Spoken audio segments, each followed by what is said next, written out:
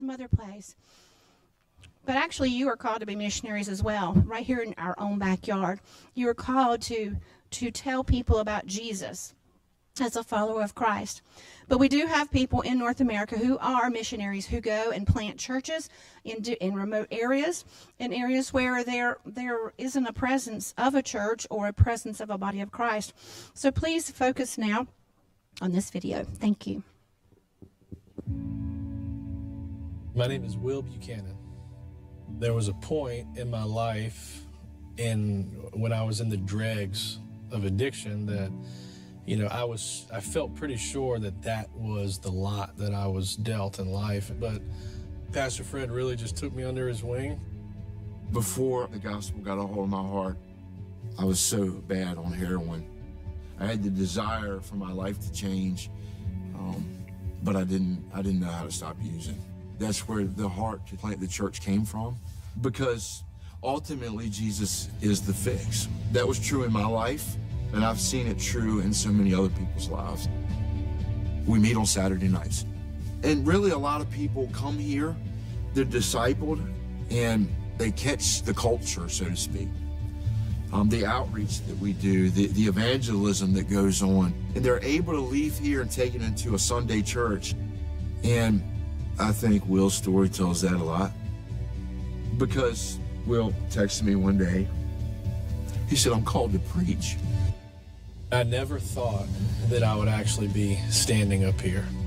My first Sunday, I was nervous, but I am living proof that God can do exceedingly more than we can ask or imagine. We want to reach the people in a subculture of homelessness, drug addiction, alcoholism, and them seeing that progression to where Will is now absolutely should inspire them to know that God has a plan and a purpose for their life. And it goes beyond what they could ever think or imagine.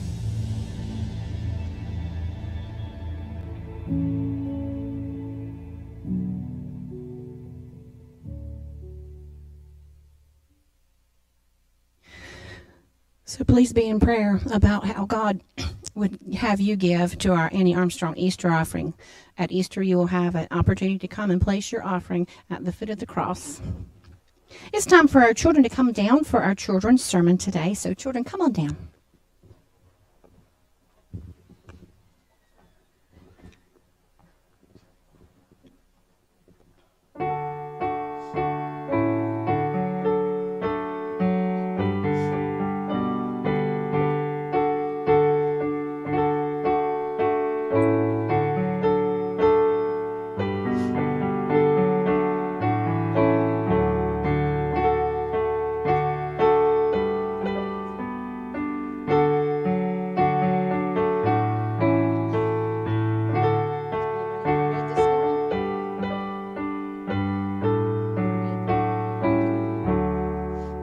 Stratton has been volunteered to read this. He volunteered to read this morning.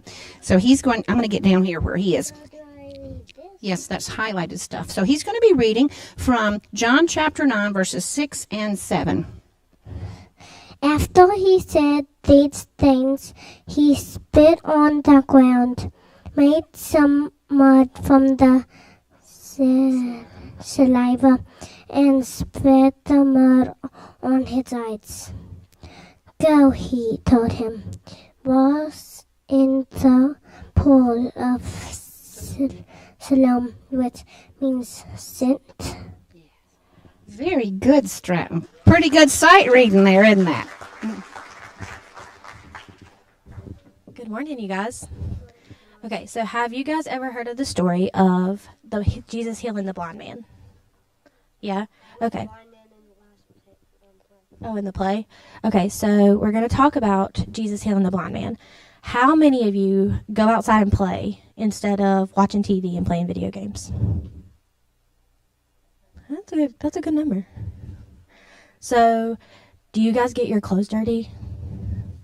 Yeah, I remember last week Miss Austin was telling you guys about Sophie and Stella getting holes in their knees.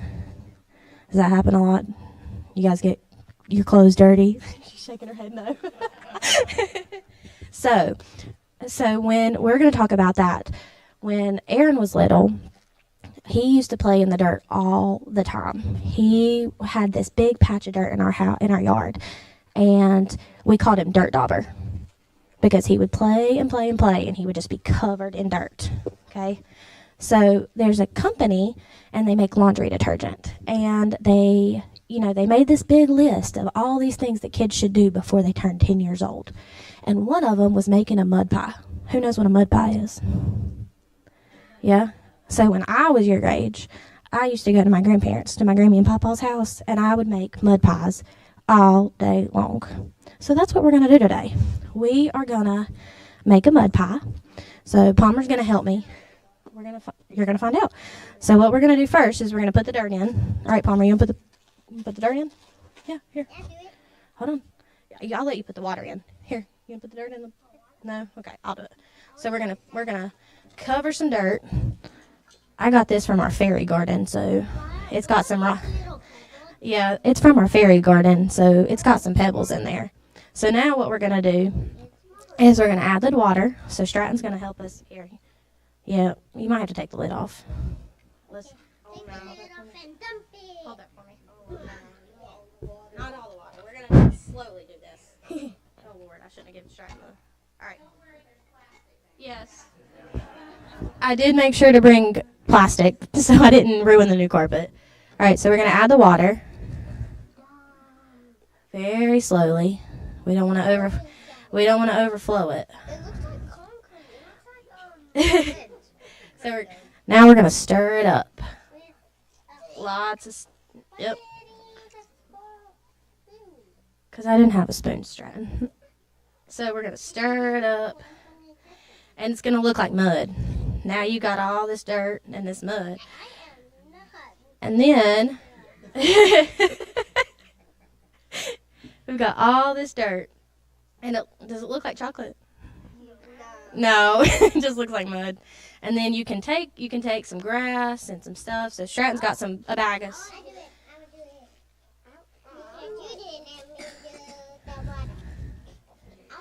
Okay, so while Stratton's putting the grass on, I'm going to talk about it. So we've put all the stuff, we're going to decorate it, and then what you would do is you'd put it in the sun, and you would let it bake. And you don't eat it. Don't eat it. But it's just for fun. Okay, so making mud pies is really fun. Okay, but in our Bible story today, Jesus does something even more fun with this mud. Okay, so who wants to hear about it? You want to hear what Jesus does with the mud? Okay. So Jesus was walking with his disciples when they saw a man who had been blind since birth. Not because his sins or his parents' sins. This happened so the power of God could be seen in his life. Then Jesus knelt down, he spit on the ground, and stirred up some mud. Okay, he took the mud and he put it on the blind man's eyes. So he rubbed the mud on his eyeballs. And he went and he said, "Now go wash yourself in the pool of Siloam." Yeah, he put the mud on his eyes, and then he told him to go wash it off. And when he washed away the mud from his eyes, then he came back and he could see. Now you would think that everyone would think that it was wonderful that the blind man could see, but the Pharisees were not. Okay, do you know why the Pharisees were not happy? Okay. Yeah, it was because Jesus had healed the blind man on the Sabbath. Who knows what the Sabbath is? Do you guys know what the Sabbath is? What day is the Sabbath? Sunday. Sunday is the Sabbath. Okay. The Pharisees thought that